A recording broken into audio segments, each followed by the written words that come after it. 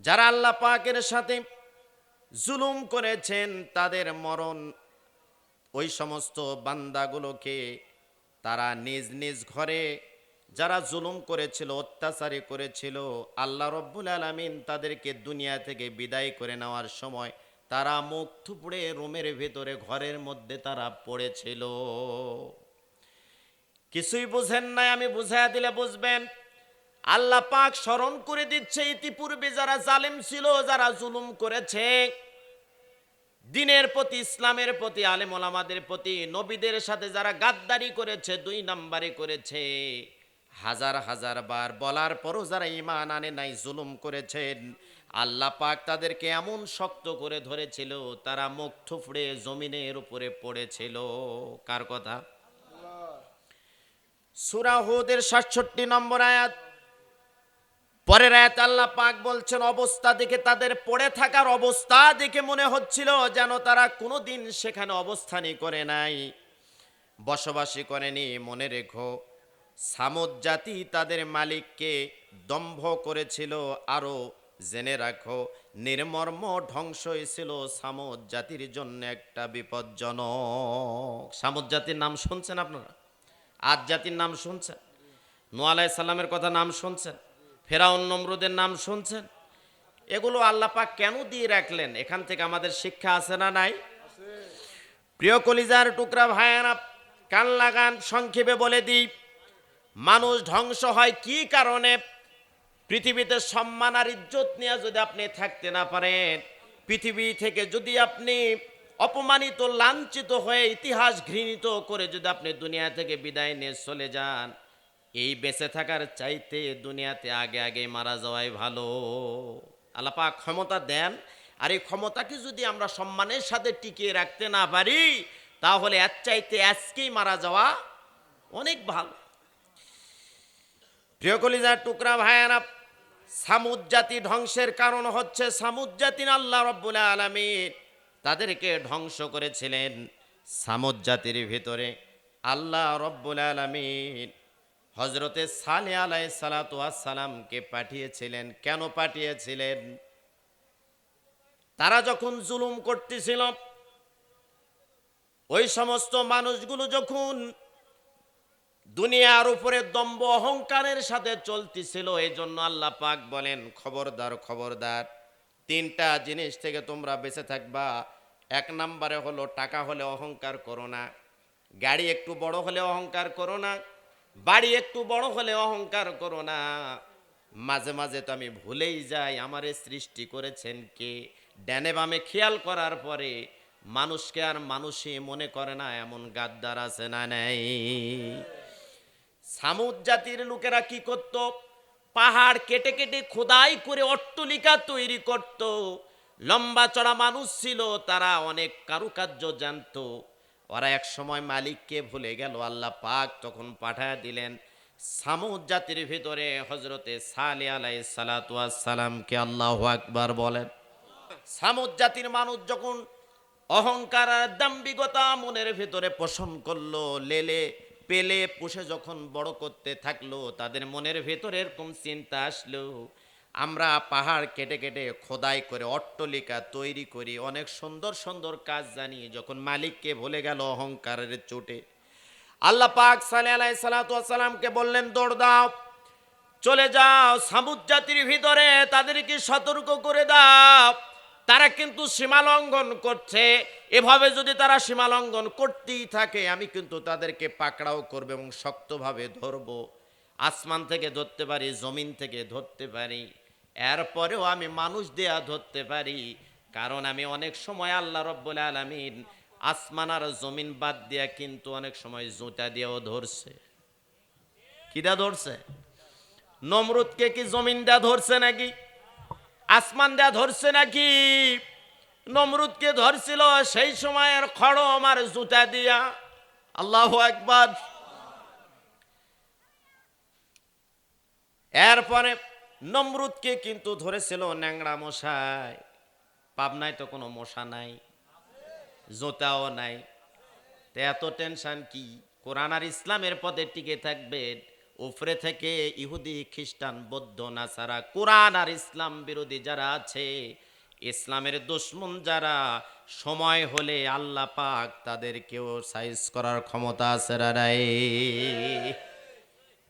প্রিয় কলিজার টুকরা ভাইয়ারা, কান লাগান। সামুদ জাতির মানুষেরা যখন নিজের ভেতরে অহংকার দাম্ভিকতা করতেছিল, যারা জুলুম আর নির্যাতনের শীর্ষে পৌঁছে গেল, আল্লাহ পাক বললেন সালেহ আলাইহিস সালাতু ওয়াস সালামকে, যাও এই জাতির ভেতরে আলটিমেটাম দাও, সতর্ক বার্তা পৌঁছে দাও, তারা যাতে অহংকার নিয়ে না চলে, দাম্ভিকতা না নিয়ে চলে। জমিনের উপরে কোনো বান্দা বান্দি যখন অহংকার করে, আল্লাহ রব্বুল আলামিন সেটা সহ্য করেন না। বিশ্বনবী বলেন, অহংকার শুধু হবে একমাত্র কার? আকাশের দিকে তুলে বলেন তো, অহংকার হবে কার? বলেন আল্লাহর। আমাদের কোনো অহংকার নাই। বলেন আমাদের কোনো অহংকার নাই। হাত নামান। সামুদ জাতির ভিতরে তাহলে সালেহ আলাইহিস সালাতু ওয়াস সালামকে বারবার সতর্ক করে দেওয়ার পরেও তারা বলল, আমরা এই পৃথিবীর সবচাইতে হিরো, আমাদের চাইতে বড় হিরো আকাশের নিচে জমিনের উপরে আর একটাও নেই। চোখেই তো পড়ে না। আমাদের চাইতে মশানওয়ালা, আমাদের চাইতে নামি দামি, আমাদের চাইতে দক্ষ মানুষ আকাশের নিচে জমিনের উপরে আমরা তো পাইতেছি না। সালেহ আলাইহিস সালাতু ওয়াস সালাম বলছেন যে আছে, আকাশের নিচে আর জমিনের উপরে নয়, আল্লাহ রব্বুল আলামিন আরশে আজিমে অবস্থান করছেন। আরশ মানে কি? আওয়াজ দিয়ে বলেন তো একজন, আরশ মানে কি? কুরসি। সুবহানাল্লাহ বলেন। হ্যাঁ, একজন তো বলছে নাকি? ওয়াজ আজকে হবে ইনশাল্লাহ, যেহেতু সচেতন মুসল্লি দু চারটা। আপনারাও জানেন কিন্তু ঘুমের ভিতরে বলতেছেন না। অনেকে মনে মনে এখন বলবেন, হ্যাঁ, আবার টেনশনে আছেন যে একটা বলে জরিমানা দেওয়া লাগে কিনা লম্বা চড়। প্রিয় ভাইয়েরা, আরশ হচ্ছে একটা সিংহাসন, আল্লাহ রাব্বুল আলামিন সেখানে অবস্থান করছেন। আমরাও কিন্তু কুরসি মানে চেয়ার। আওয়াজ দিয়ে বলেন, কুরসি মানে কি? চেয়ার। কেদারা। আল্লাহ পাক সিংহাসনে আছেন। আল্লাহর বন্ধু হচ্ছেন জনাবে মুহাম্মদুর রাসূলুল্লাহ সাল্লাল্লাহু আলাইহি ওয়াসাল্লাম। আর আল ওয়ারিসাতুল আম্বিয়া হচ্ছে শুধু পাবনার আলেম ওলামা নয়, হাফেজ নয়, গোটা পৃথিবীতে যতগুলো আলেম ওলামা আছে, মুফতি মুহাদ্দিস আছে, বিশ্বনবী বলেন তারাই হচ্ছে আমার ওয়ারিস। সেই সময়ে সালেহ আলাইহিস সালাতু ওয়াস সালাম সামুদ জাতির ভিতরে আলটিমেটাম দিলেন, শুনল না।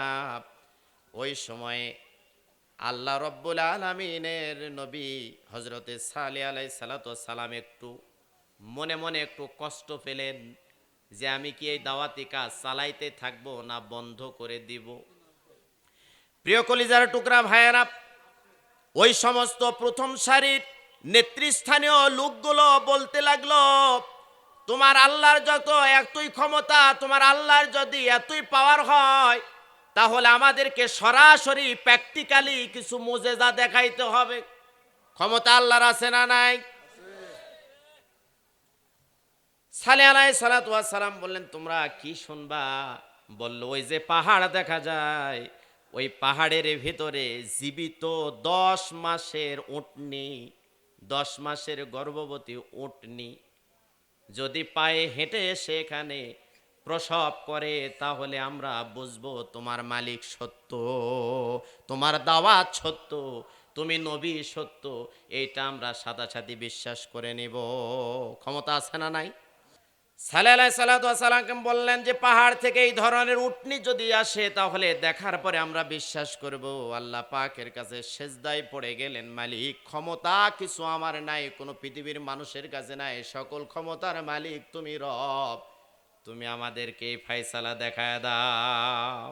বলতে বলতে পাহাড়ের ভেতরে চুরমার করে একটা 10 মাসের উটনি বের হয়ে চলে আসলেন, প্রসব করলেন বাচ্চা।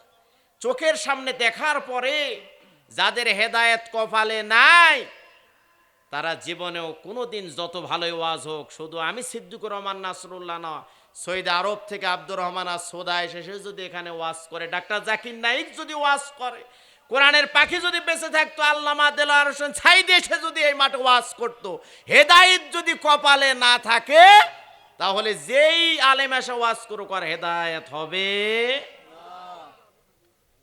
চোখের সামনে স্পষ্ট দেখতে পেল, যেখানে কোনো উটনি ছিল না, পাহাড়ের মধ্যে থেকে জীবন্ত উটনি এসে সন্তান প্রসব করলো, বাচ্চা প্রসব করলো।